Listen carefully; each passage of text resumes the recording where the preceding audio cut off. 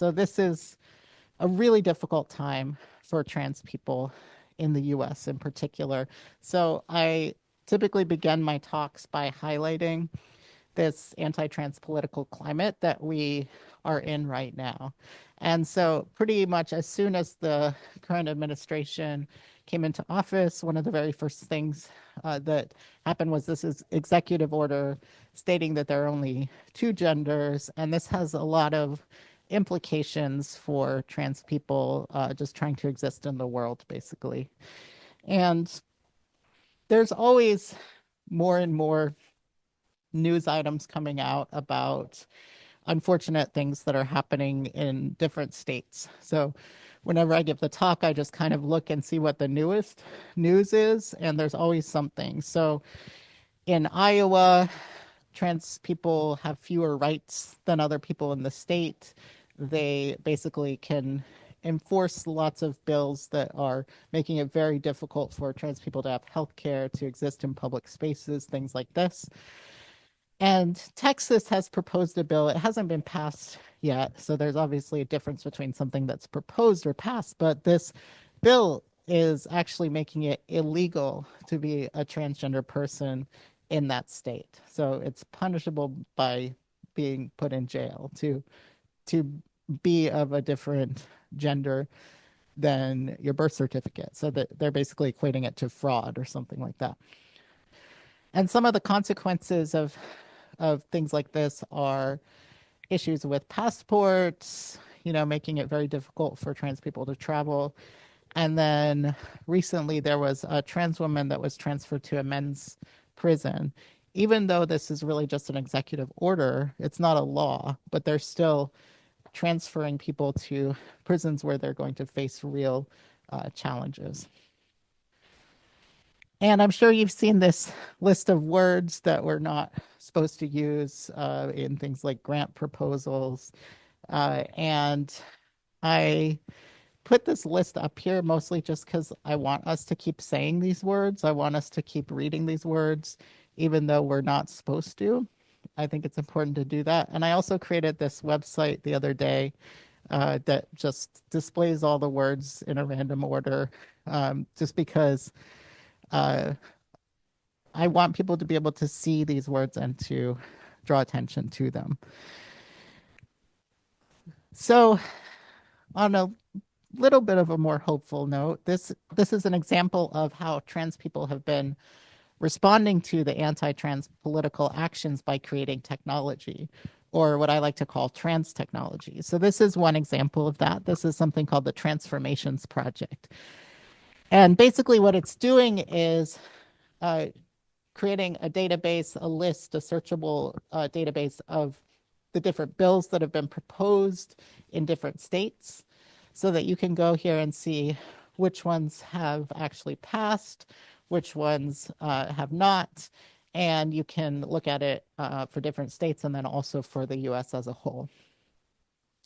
And so that's just one example of what I've spent the last few years studying that I've been documenting in this book. And I know it's not really very common in HCI to write a book, but this was something that there was just so much exciting things that were coming out of the research that my team was doing that I really felt like it needed to be kind of a longer form thing than just a journal article or a conference paper. And so I want to give a few more examples of some of these technologies that people are creating in response as a form of resistance in this political moment. This is an app called Trans Family Network. And this came out a few years ago, right when these bills were first starting to be proposed and passing in states like Texas and Florida and Idaho. And people were coordinating on Twitter mostly. Twitter was a very different site at the time, as you probably remember. And there were a lot of people who felt that they needed support in some way. So, for instance, if you're the parent of a trans child and their healthcare is now not allowed in the state that you live, you're going to want to be able to go to a different state, look for healthcare there, and you might need support in terms of financial resources or transportation or different things like that. And so they put together a Google spreadsheet where people could put in their information if they felt they needed some form of support. Other people who lived in a different state and wanted to be able to help these people could put in their information. But one of the limitations here of a shareable Google spreadsheet is that there's no vetting mechanism. So really anybody can just put in information and people wouldn't necessarily feel safe accepting those offers of support if they didn't know if that person was actually safe or not. And so that's the reason that they created this app, the Trans Family Network. And this was a group of mostly trans women, software engineers who were working and living in Silicon Valley. They met on Twitter. They took about 2 weeks off of work to create this app that would connect the people who needed support with people who could provide that support. And so this was really powerful because they had really complex vetting mechanisms that really weren't at all possible with just a spreadsheet. And so I think this is a really powerful example. And then there's been other types of trans technologies that have come out in this political moment. So there's a number of different maps that people have put together to visualize some of these bills. The one on the left here is just showing the total number of bills. It's not whether or not they passed. But then the one on the right here, this was created by a journalist and an activist named Aaron Reed. And this is actually showing the risk assessment of different states. So this is taking into account a number of factors. And there are some states, there are 2 states on this map where she is designating that they are not safe to travel. So that would be Texas and Florida. And then there's a smaller map you can see in the corner. That's the youth map. So that's showing the same type of thing for young people. Sorry, I realized I was still wearing my mask. I have a cold right now, that's why, but I don't think anyone will probably catch a cold from this far away. So gonna take it off so you can hear me a little better. And another thing that people have been doing is something called a stream team. And this is something I didn't know what it meant at all until I started doing this research, but it's basically a form of mutual aid where a group of live streamers on usually a platform like Twitch will come together and decide to raise funds for a certain purpose. So this is a stream team called Gender Federation, and they are raising funds for people who are trying to get gender affirming medical care or people who are experiencing emergency housing costs, things like this. And so these are a lot of really good examples of some of the ways trans technology is responding to this current moment. And I tend to find some comfort and power in Chase Strangio's words. So Chase Strangio is the first openly trans lawyer to present arguments in front of the US Supreme Court. And this is a quote from his Instagram that reminds me a lot of trans technologies. He says, "We have a profound and powerful ability to care for each other, share resources and care, create art, and find the blueprints from those that charted these paths long before we got here." And so a lot of these things really come up in a lot of the trans technologies that I've studied. So things like sharing resources, providing care for each other, creating art, things like this. So there's a concept called trans care, and this comes from Hill Malatino's work. And it is trans people showing up for each other, supporting each other, helping to address each other's needs in the absence of support from mainstream systems. So an example of this would be one person taking care of another person after they got some sort of gender affirming surgery. They might need help when they're in recovery, and then that other person provides that support. And from trans care, I developed this concept of technological trans care. So that is trans people creating innovative technological mechanisms to support each other and address the needs that they and their communities face in the world when mainstream systems and technologies either reject or exclude them. So an example here, this is a site called Trans Care Plus, where they provide a care directory for people to be able to find resources. And so the people who are creating this site, they don't even know who all the people are who are finding value and using this to find resources. So it is trans technology is a form of trans care, but it's different because it's one to many rather than being this one to one form of support, like someone taking care of one other person after a surgery. And this is a way for trans people to fight against some of these discriminatory and hostile systems and political environments. So before I go further, I just wanted to acknowledge my collaborators. Is it pizza break time? It is pizza break time. Honestly, I feel like every talk should have a pizza break. It's just like a good way to break things up. So yeah, I will get started again. So when you write a book, it's typically a single authored thing, but obviously there are lots of other people that were helping with this project in various ways and collaborating with me. So these are some of my students and postdocs and also collaborators and co-PIs on a grant that we have around this work, and really appreciate all of their work in this as well. So for the methods for this study, we did interviews with over 100 creators of trans technologies. And for the recruitment, basically, we just came up with a big list of everything that we had thought of that we think is a type of trans technology. And then we also searched on things like app stores and just online as well to look for other things. And then we reached out to all of the people that were on that list and invited them to participate in an interview. And then also did a lot of digital ethnography. So that meant using a lot of the technologies that were included in the data set, following all of them on social media, signing up for their email lists, and then really engaging with a lot of that content. And then I also attended a conference called the Trans Tech Summit for 2 years in a row. And then for data analysis, it was mostly a reflexive thematic analysis. And I want to also mention that most of the participants wanted us to use their real names rather than pseudonyms. So that's why when I get into some of the quotes, you'll see people's actual names and the names of the technologies as well. So I've been talking a lot about trans technology, but I haven't told you yet what that actually means. So this is a definition that I asked all of the people in the interviews what they think trans technology is, and then came up with actually two definitions based on what people were saying. So this is the kind of more simple or practical definition. This is technology that addresses the unique needs and challenges faced by trans people and communities. And it's often designed in response to the lack of trans inclusion in more mainstream technologies.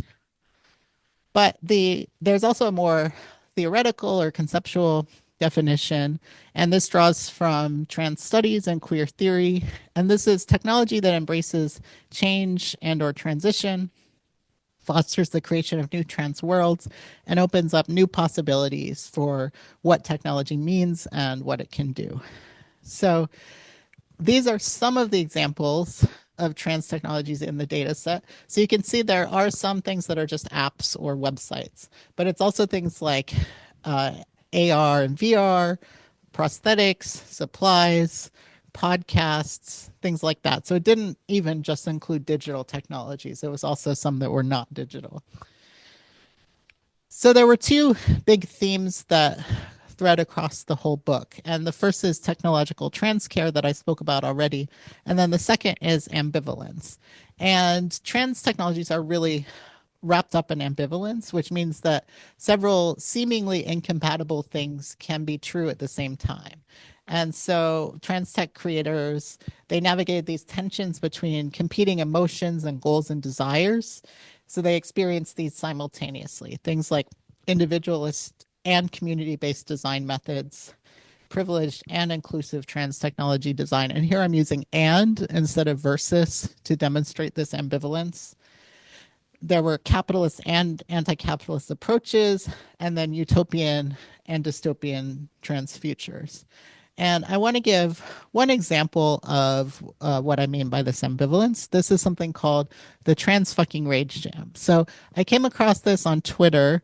The creator Sasha Winter had posted this in early 2022. And this was in response to a lot of this anti trans legislation that was starting to pop up in different states. And a game jam is something I also didn't really know what that was until I started doing this research. But basically, it's where someone comes up with a theme and then they invite a bunch of people to create games based on that theme. And it's usually hosted on the site itch.io, which I'll show you in the next slide. And in this case, they work together as part of an online community on a Discord server to create games as well. And so this is the submissions. These are the submissions that came in for the trans fucking rage jam. You can see they're all on this color scheme of, pink to dark red to black. They're using similar types of fonts. They are all on kind of angry themes. But then a few months later, I was back on Twitter and I saw that Sasha had announced another game jam. And this one was called the Trans Joy Jam. And you can see that the aesthetics are very different. It is this, rainbow with sparkles. And this was really just a few months later. It was in the summer of 2022. And you can see that the submissions for this game jam were very, very different. They're all using this, very pleasant rainbow like color scheme. The themes are much more positive. And so, what I am arguing here about ambivalence is that rage and joy are both happening simultaneously for the people that were involved in these game jams. So it was not that they were in March and April very angry, and then a few months later, everything is great and everyone is filled with joy. Instead, it's that these are two things that are experienced at the same time. And so from there, I want to tell you about the primary arguments for the book. So the first is that creating trans technology can be powerful and empowering because tech creators have the agency to create the tools that they themselves and their communities need to navigate the world. And second, however, when trans communities are not involved in design processes, this can lead to overly individualistic design that speaks primarily to more privileged trans people's needs. And then finally, I argue that trans tech design can have the most impact and best address trans needs if diverse community members are meaningfully involved in design processes. So, in the first part of this argument, I am saying that creating trans technology can be powerful and empowering because tech creators have this agency to create the tools that they themselves and their communities need to navigate the world. So a lot of times people are really drawing directly from their own experiences, and this can be really powerful because creators are building the technology that they need. And that society isn't already providing for them. And so doing this is, it can be a form of technological trans care where people are increasing not only their own agency, but the agency of the communities that are using that technology as well. So, one example here, this is Erin's informed consent hormone replacement therapy map. So, informed consent is a medical care model where you don't have to get a psychiatrist or a doctor to say that it's okay for you to take gender affirming hormones. You basically just get to make that decision on your own. And so Erin Reed, who's the creator of this, she described her own experience. She said, I was 30 and was trying to find a hormone therapy clinic and didn't know if I could find one. My struggles definitely made me realize, is there really not a place where I can just go online and look for the nearest informed consent location to me? No, there wasn't. It just didn't exist at all. And so, in dealing with those frustrations, I wanted to make this one day. I wanted to make sure that people don't have to go through this bullshit one day. So Erin Reed exercised her agency here to create this online resource that would help trans people all over the US and even beyond to find healthcare providers that could help them to move forward in their medical transition journeys. And so by drawing from her own experiences here, she was thinking back to when she did not receive the care that she needed. And then she extended this technological trans care to the people that were accessing this map. And next, I want to tell you about Anna. So, Anna is a pseudonym for a participant who wanted to remain anonymous. And she was a young girl living in a rural part of the US. And she transitioned when she was 8 years old. And she actually created her own personal website when she was an 8 year old. But beyond that, she also identified broader problems that trans people were facing, and she wasn't satisfied just waiting around for solutions to appear. So she says, I came out when I was 8, and very few trans resources whatsoever were around. So there was this huge need. I didn't feel supported, so I would need an online resource. There were also thousands of other young trans people who would need that online resource too. And so I worked with some friends that I knew from the internet, and we started this educational resource for trans young people.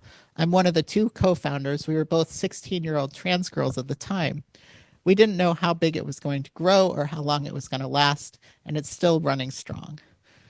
So, her experience here creating this online trans educational resource that really highlights this agency that a lot of trans people feel to create technology to address their own needs and then sometimes also address the community needs. And so Anna is someone who did have the skills and resources to be able to create websites as a very young person, but her resources were somewhat limited in that she lived in a rural area and didn't have a very fast internet connection. But even so, she was able to identify these problems and really create tools that would help to address them.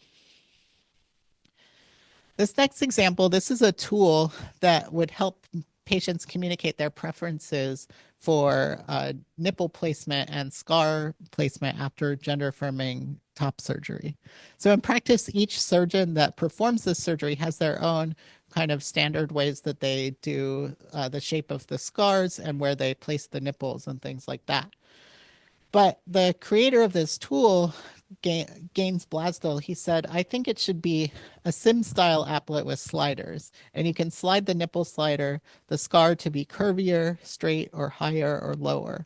So, this tool that he and his team created, this was another form of technological trans care that increases trans people's agency over their own health care. So rather than just receiving a default surgery that was whatever that surgeon was most comfortable doing, patients could really decide what they wanted their own body to look like. And the second part of my argument, I am saying that when trans communities are not involved in design processes, this can lead to overly individualistic design that speaks primarily to more privileged trans people's needs. So sometimes it's not enough just for the creator to be trans themselves. And a lot of times people were just creating technologies for people that were very similar to the creator. And in my interviews, I noticed that the people I was speaking to tended to be much more likely to be white, more likely to be highly educated, of higher socioeconomic status than the trans population overall. And so sometimes their needs would not necessarily align with the needs of the broader trans community. And in this way, trans technologies then have the potential to exclude more marginalized trans community members, such as trans people of color and people with lower socioeconomic status. So one example I want to show here is called Shinigami Eyes. This is a browser extension that highlights transphobic and trans-friendly pages online, and it shows them in different colors. So you can see on this page, the Everyday Feminism account is showing up in green because they've deemed that to be trans friendly. And then the Family Research Council here is shown in red because that is designated as anti-trans. And you can also see that there's possibility for crowdsourcing here where you can actually tag content yourself if you think it's trans friendly or anti-trans.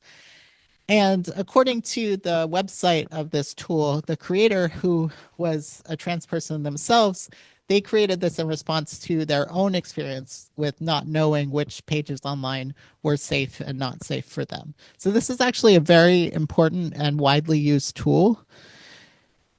And I wasn't able to talk with the creator. I reached out to them but didn't hear anything back from them. But on the frequently asked questions on the page, I was able to learn a little bit about how this is created. So it says, how does it know how to color each page? And the creator said the initial version has been created through a mix of manual labeling and machine learning, but you can contribute your own labels. And then I started to notice some people on Twitter who were speaking about how this might not be the most inclusive tool. So this person said, so I installed Shinigami Eyes just because someone mentioned getting tagged safe the other day, and I was curious if I was, but I noticed a couple of things.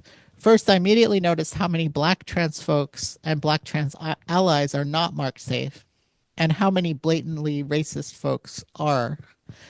And then they continued by saying, if you're not safe for Black trans people, you're not safe for trans people. So, based on this tweet, and I saw a lot of similar sentiments from other people on Twitter, it seems like there was some kind of bias that had crept in during this initial process of manually labeling the data and creating this training set for the machine learning algorithm. So it seems like the creator, and I actually don't know any demographic information about this creator, it's not available, but it seems like that they may have had some bias and some privilege creeping into that initial data set. And this ended up making a tool that ended up being more likely to consider white trans people to be safe and more likely to consider Black trans people to be dangerous.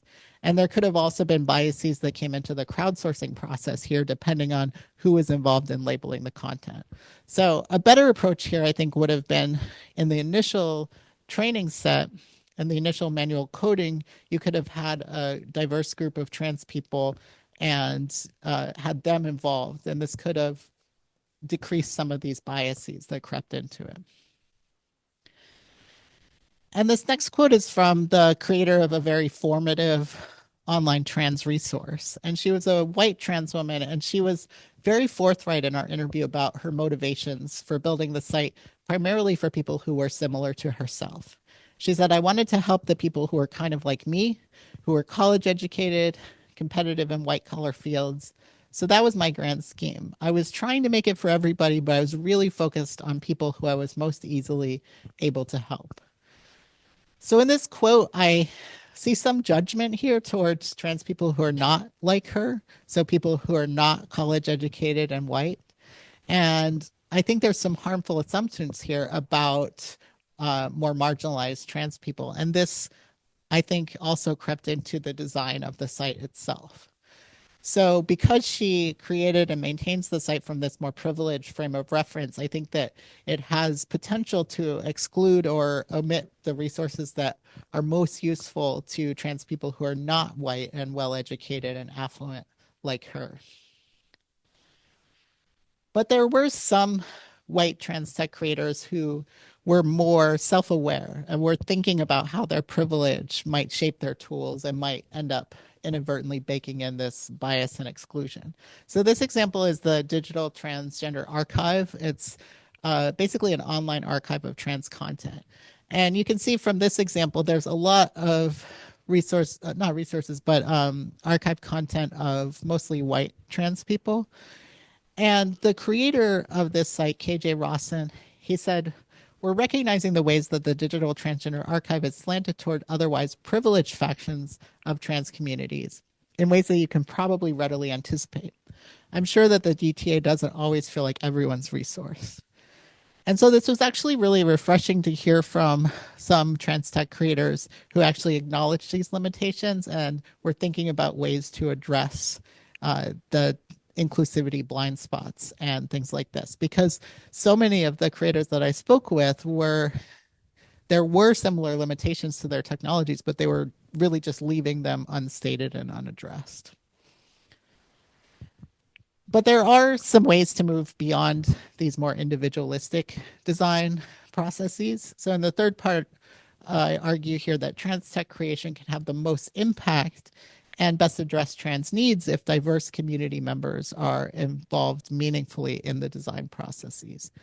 So I want to give a few examples here. This is the Creative Futures Project, and this is a project where the creators worked with 3 trans youth to create a virtual reality art and immersive storytelling. And it eventually became 2 films. So the creator, Dylan Pare, said the linear film would tell the story of how these youth came up with their ideas of what stories they wanted to tell and what they were hoping people would learn from their projects. And then the 360 film was where you actually can go into the art with them and they tell you about their art that they've created and what that means to them. So this project enabled Pare to tell these diverse stories using this innovative medium. And at the same time, they were also teaching these virtual reality skills to young people. And then this next example is from Guilherme Pereira, and this is actually an HCI researcher in Brazil. And his collaborators, they used these participatory design methods over a period of more than 6 months, and they created this app that's called LGBT Trust. So it's basically an app to help increase safety for trans and queer people in Brazil. And the process really was involving trans and queer participants very meaningfully. And it was basically a human-centered design process where Pereira learned along with participants that safety was a primary concern and that the tech design really should be focused on safety. So he said this is very deeply related to all these concerns about violence in Brazil. So it was natural to talk about and to think about safety, how to create a safe place, to share about what places you should be careful, where you should not go, but it was not given by me. It was not my choice at the beginning. It was just the natural development of the project. So he began these design workshops without a clear sense of what they would be designing and left the direction up to workshop participants. And that's how they got to this app about safety. But there's an important tension here. And that's that despite this empowering and potentially liberatory possibilities of trans tech, many of the technologies were not actually deployed or were short lived. And this was especially true for those that were designed using the most exemplary human centered design processes. So I mentioned that Guilherme Pereira is a HCI researcher, and a lot of these really good participatory design methods were happening in academic spaces. And then in those cases, it was often the case that the technologies weren't actually deployed, such as in the case of LGBT Trust, because academics are not really as much incentivized for things like deployment and maintenance. So Pereira described the barriers to deploying LGBT Trust, and he said that he kind of deployed the app, but it was like a prototype deployment. I had most of the functionalities working, so people could ask for help, people could post things, they would appear in the map, people could ask for any kind of support and this kind of stuff. But I think in the end, and this is something that really frustrated me at the time, for you to be able to deploy an app, you need a lot of money and you need a lot of people working with you. And so this was a safety app, so it really needed to work well without any issues. And so it was pretty disappointing for the creator and also for the people who were involved in the design that it wasn't able to be fully deployed. So going back to these 3 primary arguments, first, creating trans tech can be really powerful and empowering because it gives people this agency to create the tools that they need. But a lot of times when communities are not involved in design, this leads to this overly individualistic design that speaks to more privileged trans people. And then finally, trans tech creation can have most impact and best address trans needs if diverse community members are meaningfully involved in design processes. So what can we do about it? How can we possibly address these inequalities that occur when tech design is overly individualistic? So the way I've been thinking about this is in potential ways to move forward towards community-based trans technology deployment and maintenance. I've been thinking about these 3 circles that form a Venn diagram. So the dark gray circle here is people who really understand community needs and values. And this tends to be diverse trans communities. And then the circle on the right here is people who have the skills and resources and interest to design technology. And that circle is these trans tech creators. And you can see that there is some overlap between these two circles. So there are some people who are, doing both. But there's also this circle at the bottom here, and that's people that have the skills, resources, and interest to deploy and maintain technology. And that is more rare. I think people are much less likely to find or collaborate with people in that circle. And so, as far as I know, there are very few trans technologies that actually are in the center of this Venn diagram. So this is a small excerpt from a long list of categories of trans challenges that we came up with as part of a participatory research project with trans communities. So column A here is types of trans technologies that currently address this challenge. So if you look at the second row here, this is document related trans challenges. So things like passports and driver's licenses that are often very difficult for people to get in their current gender or name. And there are no trans technologies that I know of that are helping to address this particular challenge. And then column B here is ways that trans technologies could help to address this challenge to some extent. And so there could be, for instance, digital systems to change names and gender markers on identification documents, or at least a resource website of some kind that would help people understand the local requirements and how to do things like this. And then this third column here is aspects that are not possible to fully address with technology. So these are more systemic issues, things like transphobia, racism, a lot of the policies and legal challenges here.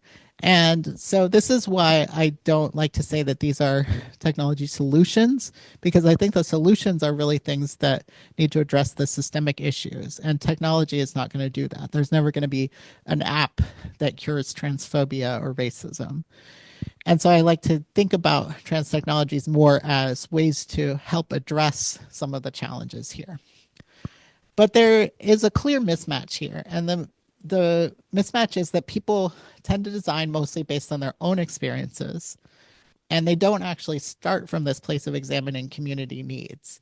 And that's the reason why we don't have any document related trans technologies, but we do have, for instance, a trans banking app, which nobody asked for. And so here's a little pause before I get to the conclusion of the talk. So take a deep breath, try not to think about the state of the world, have a tiny pizza break. I guess you're all done with your pizza. So as I start to wrap up here, I want to leave you with this primary takeaway. So trans technologies show us how technology helps us imagine new possibilities for trans people and communities. And then at the same time, trans experiences help us imagine new possibilities for technology. And I'll give a few examples of each of these. So earlier I mentioned this trans family network app, and this is really a unique way of using technology to help trans communities in a way that something like a spreadsheet really wasn't working very well. And another example here is a site called Mod Club, which is sort of an online community and resource sharing site, and especially a photo sharing site for people who are pursuing surgery. At the same time, there are ways that trans experiences help us imagine new possibilities for technology that we wouldn't have thought of before. So this is another tool that's from HCI researchers, and this is facial prosthetics that enable a person to have multiple identities on Apple Face ID. So if you think about unlocking your iPhone, it reads your face, and you can't really have multiple identities with that because you only have one face. And so when someone is in transition, it actually can be really useful to have multiple identities. So this team of designers and researchers used a participatory method to create these facial prosthetics so that you could actually have multiple identities on Apple Face ID. And this is a really unique use case because they are drawing from trans experiences here to design this tool to think of this, but it actually ended up being really useful for other contexts as well. So things like resisting surveillance. If you are in a city, and this is in a European context, there do tend to be a lot of surveillance cameras in public spaces. And if you don't want your face to be picked up by those surveillance technologies, you would need something like a facial prosthetic to make sure that it's not reading your actual face. So this is something that was developed in trans context, but ended up having lots more uses as well. And the final example here, this is Chelsea Manning. So she's a famous whistleblower, and she was in prison for a number of years while she was transitioning. And nobody knew what she looked like at that time period because she wasn't allowed to have any photographers in the prison. And so there was a magazine that wanted to do a feature on Chelsea, and they wanted to have some images of what she looked like. So because they couldn't use photographers, they partnered with Heather Dewey Hagborg, who's a DNA phenotyping artist. And I spoke with Heather as part of the research for this study, and she told me about this process. So basically, Chelsea sent in a sample of a hair clipping and a cheek swab, things like this. And then Heather was able to take that DNA and create a bunch of different versions of what Chelsea might possibly look like. And they called this project Probably Chelsea. And so they were able to, in the computer code, they could go in and they could say, okay, for gender, we don't want any male versions of Chelsea. We want either female or gender neutral versions. And then this is an example of what some of those potential faces look like. And this is Chelsea after she got out of prison, coming face to face with all these potential versions of herself. So this is a really unique way of using technology that again is drawn from trans experiences, but is a lot more, exciting and innovative and can be used for many different purposes. So I want to end on an optimistic note by reading this short excerpt from the book. And I think this demonstrates my optimism even in the face of very difficult times. As we continue to search for ways to emerge from the toxic climate that trans people are currently forced to inhabit, we can set our sights on trans technologies on the horizon and start to build those technologies that help us escape transphobic worlds. I personally tend toward a more optimistic utopian view. I have immense hope for those 16-year-olds sitting in their bedrooms in their parents' houses or in libraries or in youth drop-in centers, hacking at their keyboards to create browser extensions. Those vast armies of trans game creators channeling their rage and creativity into trans game jams, and all those people building new technologies to help address the challenges their community faces. Each of these creators are ripples extending out from earlier trans technologies that have inspired them. And at the same time, they're also new objects breaking the surface, and they will inspire waves of future trans technologies spreading out across the water toward the horizon. Thank you.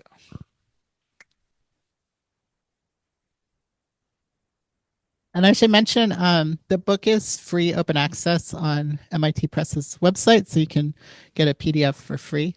And then, of course, it's also for sale. And I'm happy to take any questions.